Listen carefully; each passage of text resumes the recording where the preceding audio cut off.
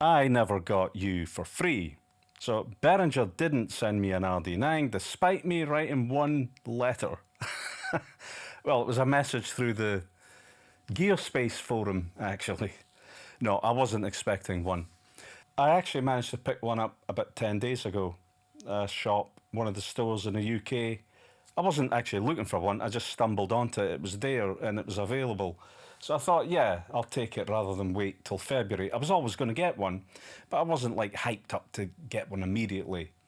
But since it was there, I thought, yeah, I'll take the option. Now, I don't do reviews per se. There's a couple of excellent reviews, I'm sure you've already seen them, on YouTube, and the rest of the videos are a TR-909 with loads of drums playing at the same time with an acid line in general. So this one's going to be a little bit different. First, we're going to hear it dry, and I'm going to go through some of the sounds, and then I'm going to do, we're going to process it, and then in the DAW, and then I'm going to put it through an analog mixer, and we're going to see if we can get saturation from an analog mixer, and then we're going to do bits like that. So and obviously in context, we're going to hear it along with some bass lines and some other stuff to see if it cuts through in the mix. But I'm going to use it for this kind of demonstration. I'm going to use it as a sound module. And as you can see from the screen, I have some patterns and the separate outputs coming from the RD9. So I'm going to play the drums from the DAW, and we're going to go through some of the sounds. I'm not going to do this comprehensively, and it's not a comparison or anything like that.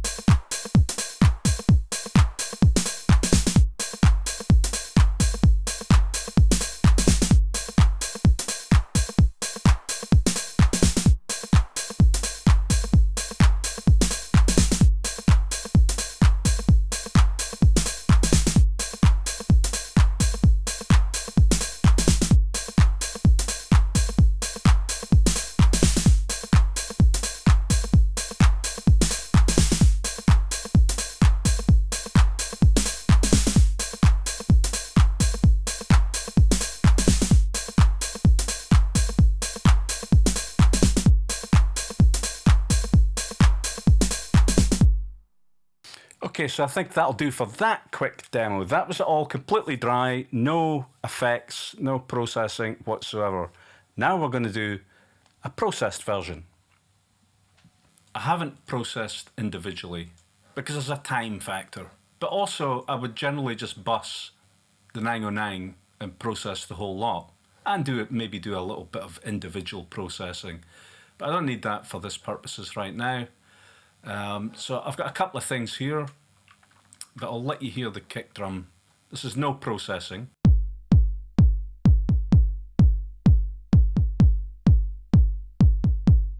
And now with some processing.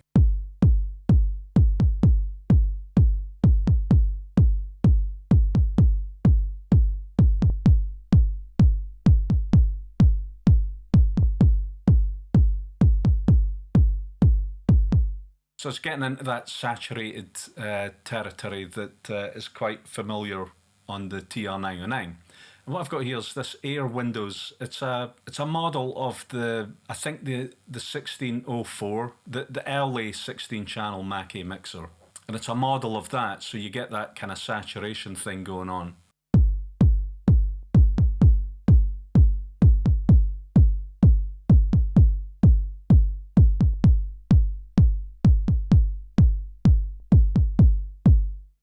Got an EQ, basically a 40 Hz cut, a bit of low mid-range cut, and a bit of top end.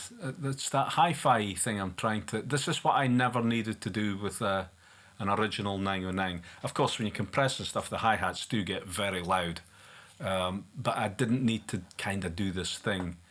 And like I say, I think it's that hi-fi sound of the RD9, or maybe I'm just not used to processing the 909 these days, even though I've done it on hundreds of records. But I haven't really been using a 909 for quite some time.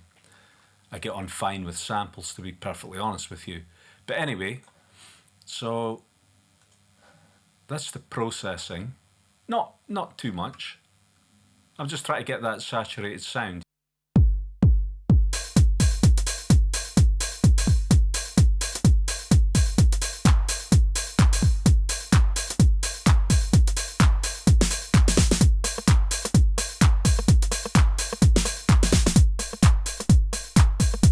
So I'll switch the effects on and off. So it's off.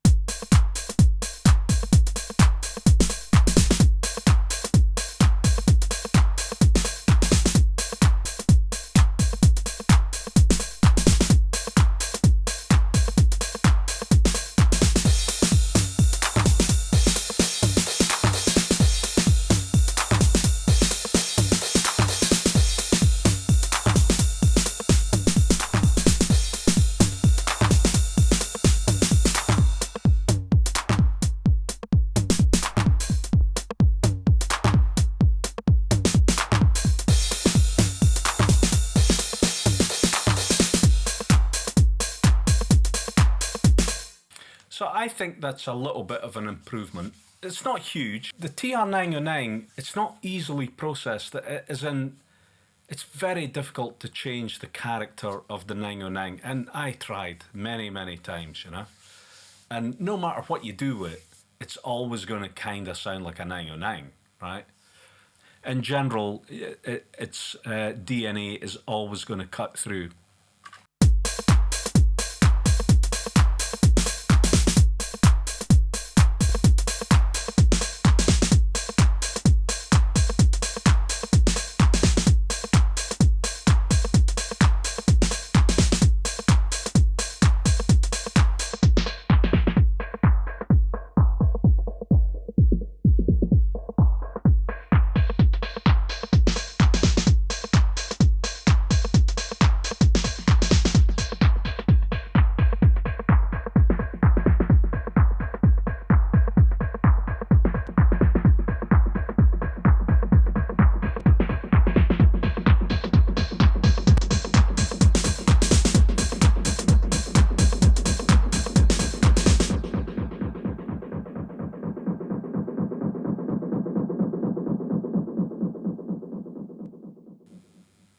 was no need for that because I would never really put a big echo unit on all the drums like that. But anyway, it was just for funners, right?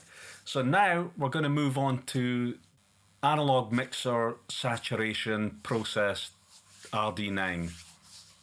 Okie dokie, I'll be back. Okay, so I can't actually use the bigger camera to film this mixer because it's in a very awkward position and it needs a really good clean. I just actually dragged it out of storage quite recently, but I still could have cleaned it, yeah. So what's going on here, I've got the RD9 going into the mixer here, and as you can see the peak LEDs are flashing red, which is standard stuff when I used to use the Mackie. So, and there's some EQ, not much, but that first channel's the kick drum, second one's the hi-hat. As you can see, the gains are up very high because that's the intention. I want to saturate, slightly distort, or depending on how you hear it, it might be heavy distortion to you, but to me it's sort of like quite heavy saturation rather than distortion. And every channel that the RD9 is going into is slightly overloading. So that's basically the test. So let's get on with the proper sound. I'll do it through the computer now, so do the filming through the computer so you can hear it a bit better.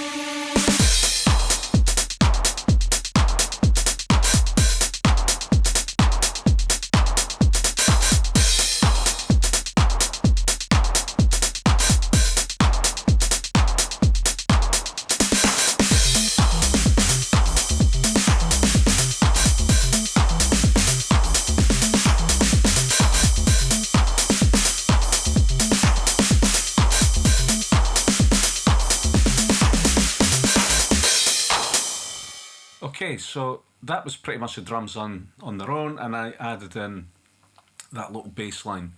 Also running through the drums is I've got a hi-hat coming out of the S770 doing 16ths. Now we're going to hear the drums in context. So I've got a little bit of a tune on the go, and I'll just play this section here. So you're hearing the RD9 process, real world situation, real track.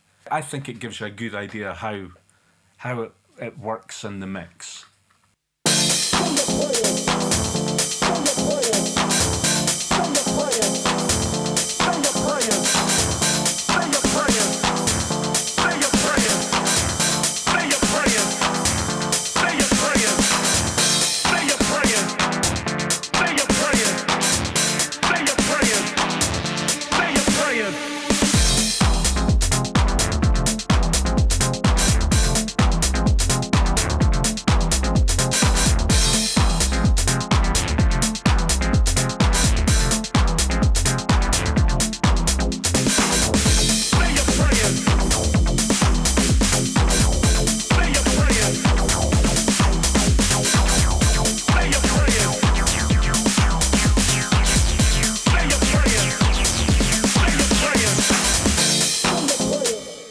Now, unfortunately, I can't do an A-B because it's going through the analog mix on stuff, but if I could like press a button right now and you could hear the drums without any of that saturation, it would be very weak. The drums are meant to be quite tough, in your face, in this track, in a club, banging. That's a sort of angle here. I think it does a very good job, the RD9, of this. I know that I would get a 909 to work doing this, no problem. Now, I had a bit more difficulty with the RD9, I think because of the hi-fi kind of DNA that it's got, you know, and its sound. And what I mean by that is that the clashing transients, I definitely hear a few of them coming in here and there. But then again, do bear in mind, the original 909 does that as well. When you're saturating, compressing, what have you, sort of processing, anything that makes things a bit louder. And I am making it generally a little bit louder with I've basically got compression, a bit of EQ coming from this thing. And the high mid-range, right, just a 2 dB increase sort of really brings out that transience. It's not bad, but I can hear it now and then. I hope this video gives you a good idea of, you know, how this RD9 sounds. I would have no problem using it if I had the choice. You know, if I had the two machines sitting here, the original, the RD9, I would use the original. In general, I think it's a pretty damn good machine for its money. It is very close to the original 909. In comparison to the price of the other clones, this is still a lot cheaper. And I think that'll do for this video. Thanks for watching.